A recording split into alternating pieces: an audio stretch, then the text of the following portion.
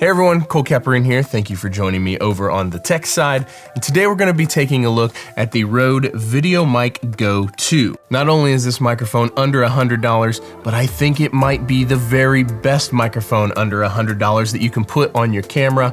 And we're going to go through some of the features, take a look at what it sounds like, and try to answer the question, is this the best on-camera microphone under $100? Now, I actually bought this microphone with my own money. Rode did not send this to me. I paid for this with my own money many months ago, and I've been using it for a long time now. So one of the things that is my favorite about this microphone is just how small and lightweight it is. When I'm out vlogging or when I'm run and gun shooting, I do like having a really small microphone package. Now, not only is this small and lightweight, inconspicuous, but it also just fits well on any camera. This is a Sony a6600, and it's perfectly at home on this camera, even though this is a small camera. So weighing in at just 0.07 pounds, it's definitely one of the lightest microphones you can get. However, usually when you go with a small microphone, on-camera microphone like this, you usually give up some rejection. Now this is gonna get a little shaky, but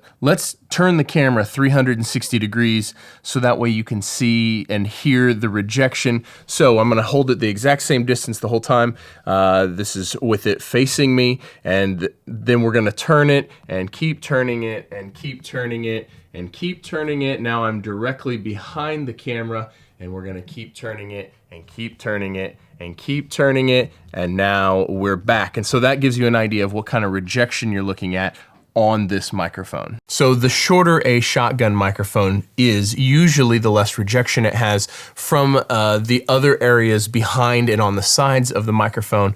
And while I have had several other microphones of this size, this one definitely has some of the very best rejection. So that way when you're talking on camera here, it's very, very hard to hear what's happening behind the camera and off to the sides. The other thing that I really like about this is that it comes with this nice flat cable here, and all of these little ridges in here are for cable management, so you can fold the cable over and tuck them down in there, so that way you actually don't have a bunch of cable flopping around. You don't have to wrap it around the microphone.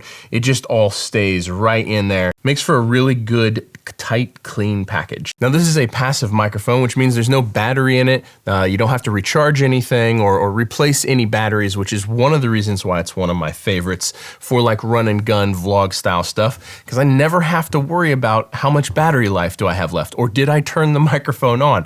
You turn the camera on and it is instantly ready to go. So this is what the Rode VideoMic Go II sounds like, running straight into the Sony a7 IV. So this is the raw audio with no processing whatsoever. So let's switch over and put some processing on it right now.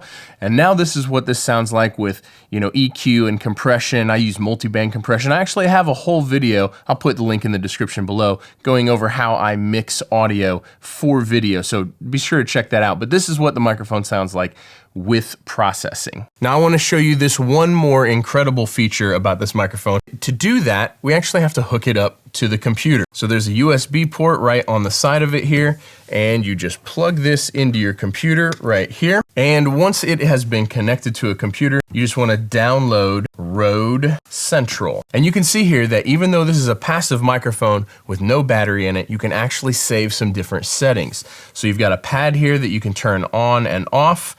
You've got an input levels for how loud you want the microphone. You've got a high pass that'll be off at 75 Hertz at 150 Hertz. And off again, I leave it at 75 Hertz. And then you've got a high boost that I leave on all the time. You've also got a direct monitor out. And so it's pretty cool that you can actually change these settings, and then once you unplug it, it just stays set that way in the microphone, even though it's completely passive and there's no batteries to change or anything to recharge. So I personally have never seen or used another microphone that is completely passive with no batteries that you can actually plug in and change stuff and it stores your settings. That's pretty awesome. Now, like I said, I have actually been using this microphone for months now, especially when I'm out vlogging. So I'm gonna put a couple links down below so that we can go watch a couple videos where the entire video was done on this microphone, so that we can I can test it here in the studio all I want.